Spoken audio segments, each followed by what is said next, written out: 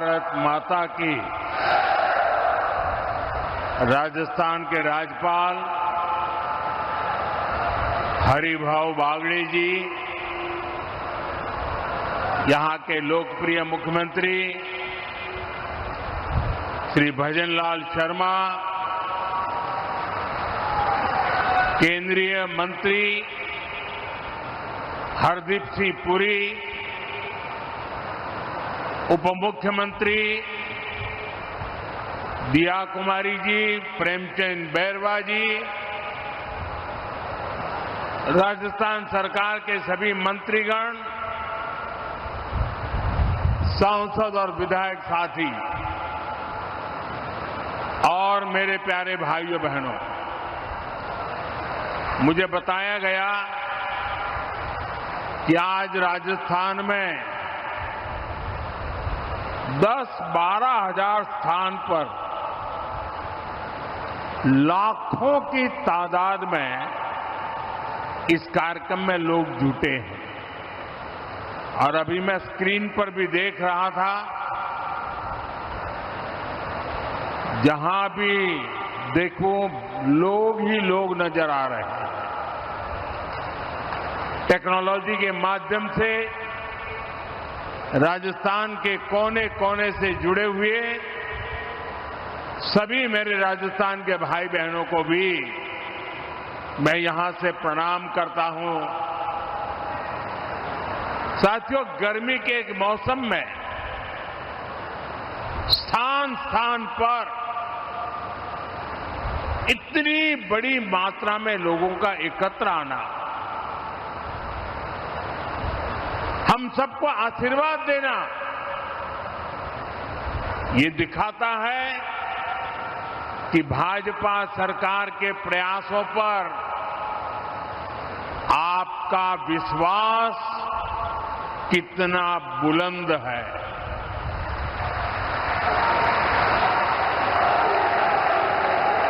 मैं इस समर्थन और स्नेह के लिए राजस्थान की माटी का ऋणी हूं।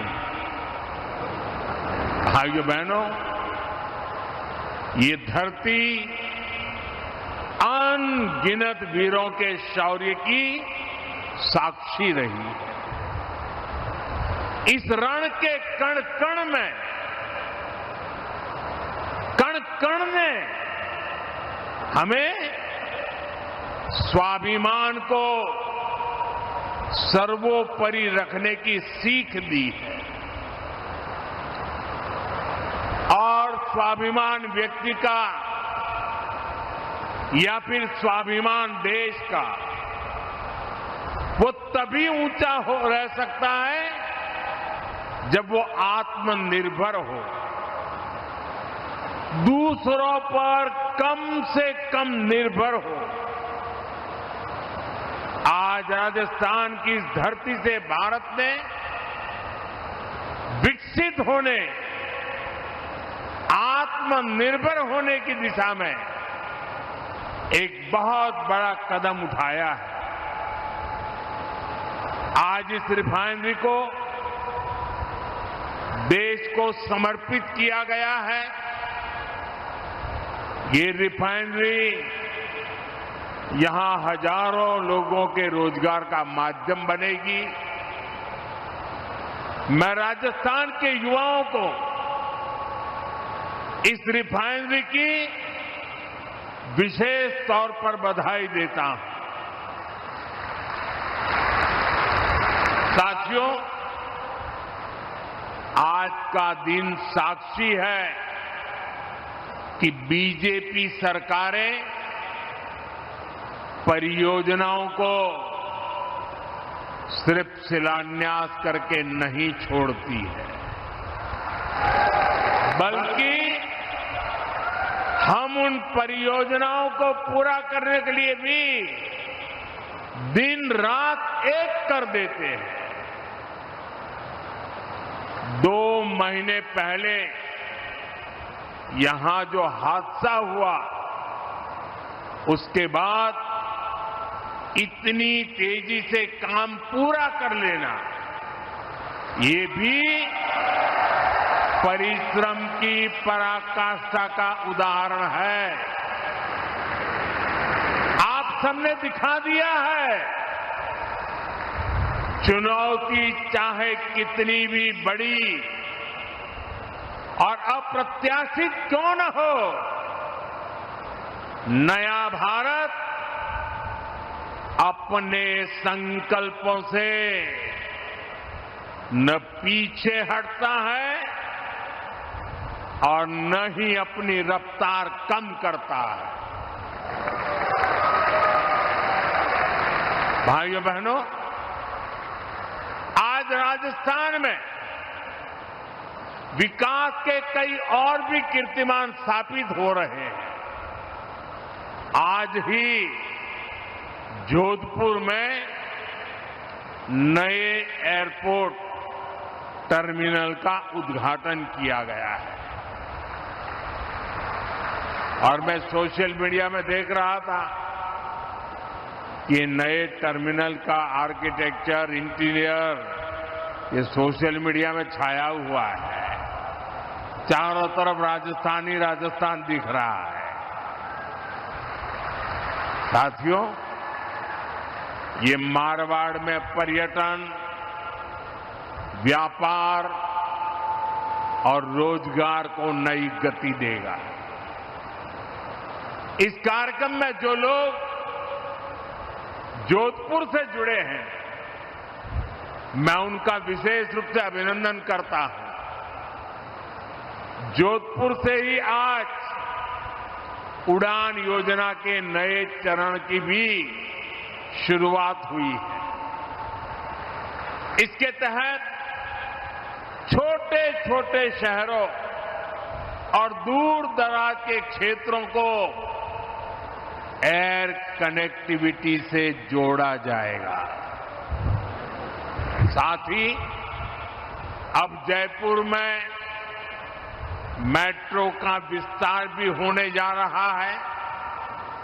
भाइयों बहनों, शेखावटी क्षेत्र के जल संकट को दूर करने का इंतजार भी अब खत्म होने जा रहा है। मैं इन सभी प्रोजेक्ट्स के लिए राजस्थान के मेरे भाई बहनों को बहुत बहुत बधाई देता हूं। साथियों, आज राजस्थान के करीब 54,000 युवाओं को सरकारी नौकरी का नियुक्ति पत्र भी मिला है। मैं नियुक्ति पत्र पाने वाले सभी युवाओं के उज्जवल भविष्य की कामना करता हूं और उनका युवा मन राजस्थान के उज्जवल भविष्य को और मजबूती देगा। मैं सबको शुभकामनाएं देता हूं। साथियों, आज राजस्थान की इस धरती से मैं देश के एक और सामर्थ्य की चर्चा करूंगा। आप भी देख रहे हैं, पश्चिमी एशिया में युद्ध की वजह से पूरी दुनिया में हाहाकार मचा है। हर देश त्रस्त है। इस युद्ध ने 21वीं सदी के सबसे बड़े ऊर्जा संकट को जन्म दिया। बड़े बड़े देश आज ईंधन की किल्लत से जूझ रहे हैं। लेकिन साथियों, 21वीं सदी के सबसे बड़े ऊर्जा संकट पर 21वीं सदी के नए भारत की इच्छा शक्ति और भारत के प्रयास इस संकटों पर भारी पड़े हैं। भारत ने हर स्तर पर सही फैसले लिए, संकट का समय रहते सटीक आकलन किया, प्रभावी रणनीति बनाई, भारत के संसाधनों का संतुलित प्रयोग किया, भारत की डिप्लोमेटिक पावर का सकारात्मक इस्तेमाल किया और तब जाकर भारत संकट से उबर पाया है। साथियों, जब सार्वजनिक तौर पर कुछ ताकतें अफवाह और आशंका फैलाने में व्यस्त थी, तब किस स्केल पर दिन रात काम हो रहा था, किस तरह स्थिति को संभाला जा रहा था, वो मेहनत, वो प्रयास, वो धैर्य नीतिगत स्तर पर, कूटनैतिक स्तर पर उठाए गए एक एक संवेदनशील कदम कभी न कभी इतिहास लिखेगा। ये सब अभूतपूर्व है।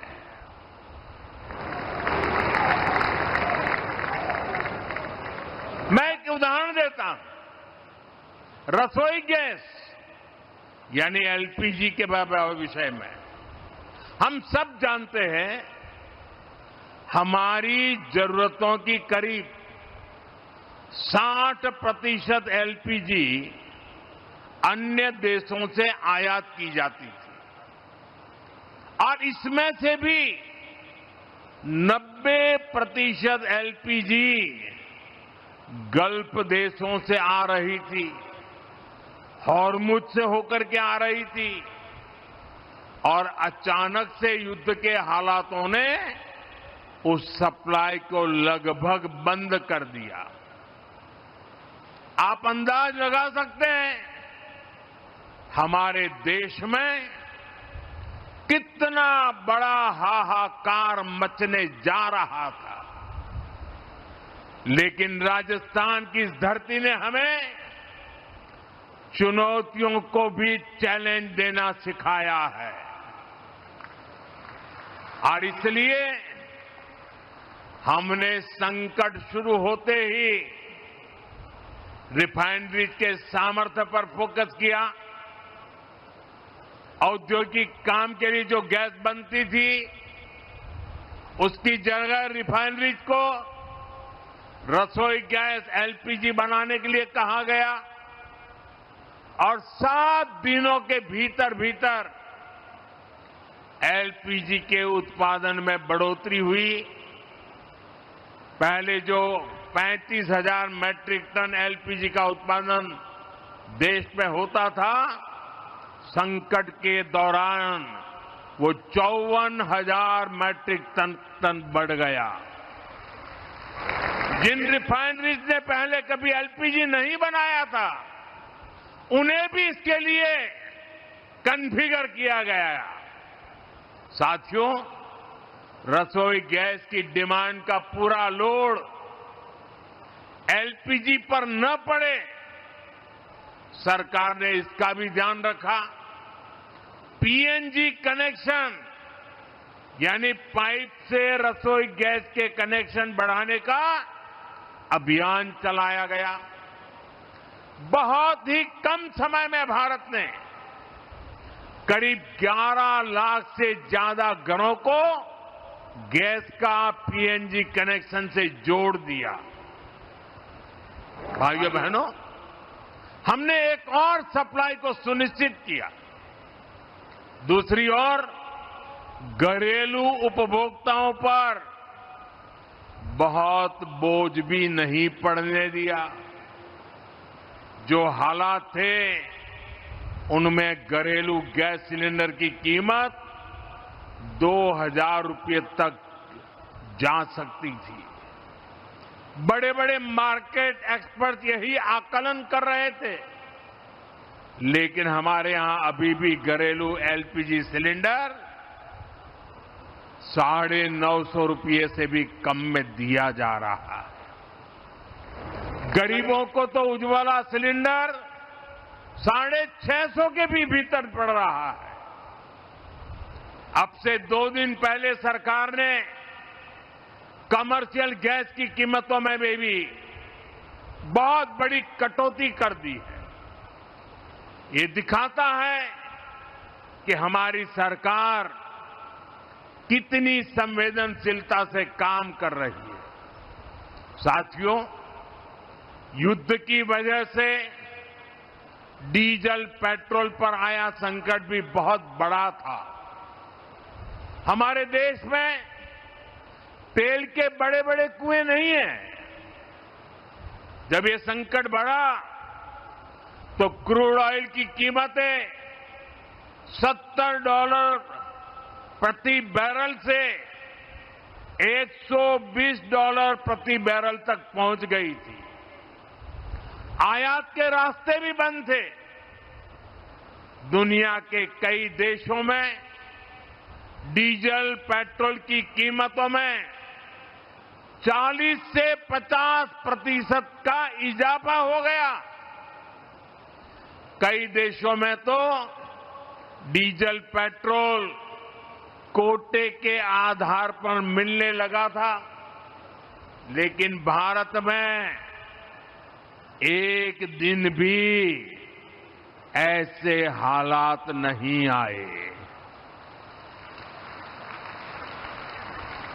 अफवाहें बहुत फैलाई गई, लोगों को डराया गया, भड़काया गया, राजनीति के खेल खेले गए,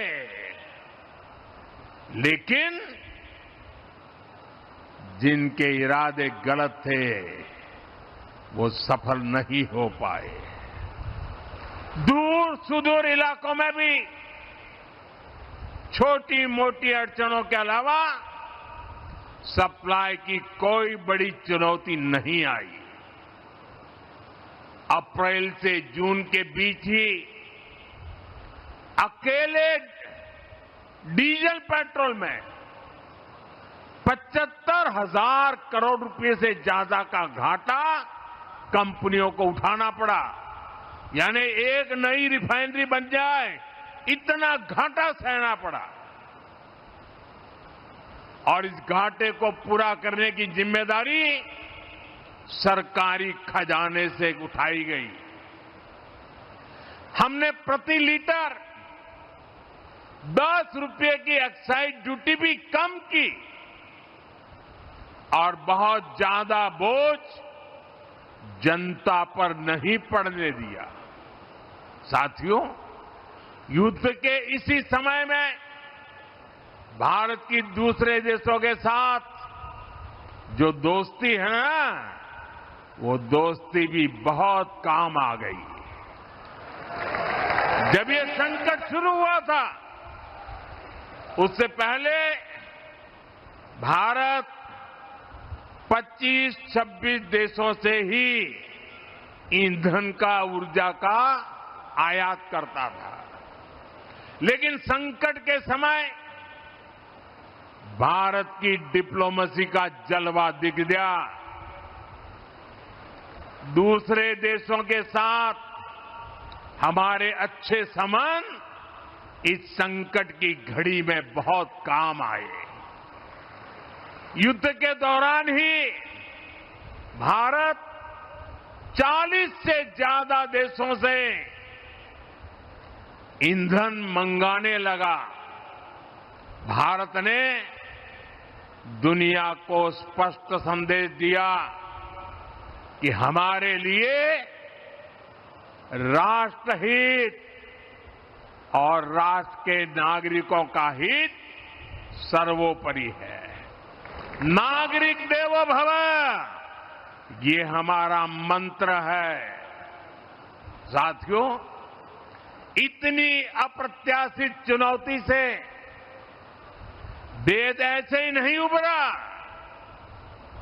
इसके पीछे हमारी एक दशक से चल रही दूरदर्शी नीतियों की सफलता भी है। आज हम राजस्थान रिफाइनरी का उद्घाटन यहां कर रहे हैं। हमने 2017 में इसके लिए एमओयू साइन किया था, लेकिन 2018 से 2023 तक राजस्थान में कांग्रेस सरकार रही। कांग्रेस के असहयोग के कारण यहां का काम लगभग ठप ही रह गया। लेकिन जैसे ही डबल इंजन सरकार आई, इसका काम तेजी से आगे बढ़ा और आज हम इसका लोकार्पण भी कर रहे हैं। और आप तो जानते हैं मेरी कार्यशैली, जिसका शिलान्यास हम करते हैं उसका लोकार्पण भी हम ही करते हैं।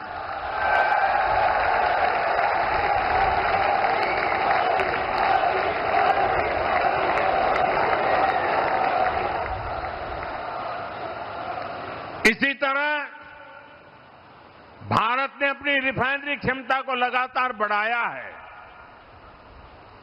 अमेरिका में पिछले 50 वर्षों में एक भी नई रिफाइनरी नहीं बनी है। यूरोप की रिफाइनरी क्षमता लगातार कम होती गई है। वहीं भारत आज विश्व की चौथी सबसे बड़ी रिफाइनरी क्षमता वाला देश बन चुका है। और हम यहां रुकने वाले नहीं हैं। आने वाले वर्षों में ये क्षमता और भी बढ़ने वाली है। इन्हीं प्रयासों के कारण भारत सदी के सबसे बड़े ऊर्जा संकट से लड़कर उबरा है। साथियों, दुनिया में युद्ध और अशांति से हमारे किसानों के लिए भी चुनौतियां पैदा होती है। अभी वेस्ट एशिया क्राइसिस, खाड़ी के देशों का संकट और इसके पहले यूक्रेन युद्ध के कारण दुनिया में खाद का बड़ा संकट भी पैदा हुआ। फर्टिलाइजर के लिए समस्या पैदा हो गई। यूक्रेन युद्ध के बाद एक समय एक यूरिया की बोरी की कीमत 3,000 रुपये से भी ऊपर पहुंच गई थी। लेकिन हम अपने किसानों को, जो दुनिया के बाजार में 3,000 की बोरी थी, हम मेरे देश के किसानों को हम सिर्फ 300 रुपये में देते रहे। और इसके लिए खजाने से लाखों करोड़ रुपए खर्च करने पड़े। सब्सिडी दी गई। आपूर्ति के लिए जो सप्लाई चेन प्रभावित हुई थी, भारत ने उसके लिए भी समाधान निकाले। सरकार ने वैकल्पिक रास्ते तलाशे। हमने कई देशों में हमारे दूतावासों को विशेष जिम्मेदारी सौंपी। दूसरे देशों से उर्वरक खरीदने की, खाद खरीदने की पहल की। आयात के साथ साथ हमने घरेलू उत्पादन भी बढ़ाया, उस पर ध्यान केंद्रित किया। और इतना ही नहीं, हमने प्राकृतिक खेती जैसे विकल्पों को भी बढ़ावा दिया और जमाखोरी और कालाबाजारी के खिलाफ भी सख्ती की। साथियों, इसी तरह हमने हमारे उद्योगों का, एमएसएमई का भी ध्यान रखा। एमएसएमईज को बढ़ती लागत का सामना करना पड़ रहा था। इसलिए हम emergency credit line guarantee scheme का एक नया चरण लेकर आए। इस स्कीम के तहत बैंकों ने एमएसएमईज को 20% तक का अतिरिक्त लोन दिया और सरकार ने एमएसएमईज के इन सभी लोन के लिए 100% गारंटी, और ये मोदी की गारंटी है, इसका बहुत लाभ लघु उद्योगों को मिला, कुटीर उद्योगों को मिला। ऐसे ही अनेक फैसलों का नतीजा है कि आज हमारे छोटे बड़े उद्योग खुद को सुरक्षित महसूस कर रहे हैं। साथियों, हमारी सरकार ने निरंतर निर्णय लिए क्योंकि हमें भारत के सामर्थ्य पर भरोसा था। हमें हमारे देशवासियों की क्षमताओं पर, उनकी सूझबूझ पर हमारा 100% भरोसा था। और आज मैं 140 करोड़ देशवासियों का आभार प्रकट करता हूं। मैं देशवासियों को नमन करते हुए धन्यवाद कहता हूं। जिस तरह वो इस मुश्किल समय में देश के साथ मजबूती से खड़े रहे, जिस तरह देशवासियों ने अफवाह, डर और भ्रम फैलाने वालों का सामना किया, देश में अस्थिरता फैलाने की साजिशों को नाकाम किया, देश उसी विश्वास के भरोसे आगे बढ़ पाया है। जो लोग भारत को असफल होते देखना चाह रहे हैं, इसके लिए भविष्यवाणी भी करने लग गए थे, वो जरूर आज निराशा की गर्त में पड़े होंगे। साथियों, आज विकास परियोजनाओं के लोकार्पण, शिलान्यास के साथ ही मुझे यहां एक पेड़ मां के नाम खेजड़ी का पौधा लगाने का सौभाग्य भी मिला है। मैं जानता हूं कि राजस्थान में खेजड़ी का कितना महत्व है। बढ़ते रेगिस्तान को रोकने में इसकी बहुत सार्थक भूमिका रही है। इसलिए ये वृक्षारोपण हमारी कार्य संस्कृति का उदाहरण भी है। हमें प्रगति की नई ऊंचाइयों को भी छूना है और हमें पर्यावरण का संरक्षण भी करना है। इसी सोच के साथ हमारी सरकार ऊर्जा के दूसरे स्रोतों पर भी काम कर रही है। खासकर राजस्थान पर सूर्य देवता की कुछ ज्यादा ही कृपा है, इसलिए यहां विश्व स्तरीय सोलर पार्क बनाने का काम चल रहा है। पीएम सूर्यघर मुफ्त बिजली योजना के तहत भी राजस्थान में 1.5 लाख से ज्यादा घरों को सोलर से जोड़ा जा चुका है। पीएम कुसुम योजना के तहत भी राजस्थान में किसानों को 65,000 से ज्यादा सोलर पंप भी दिए गए हैं। साथियों, कठिन से कठिन लगने वाले संकल्प भी सिद्ध हो जाते हैं अगर उनके पीछे की नीयत साफ हो।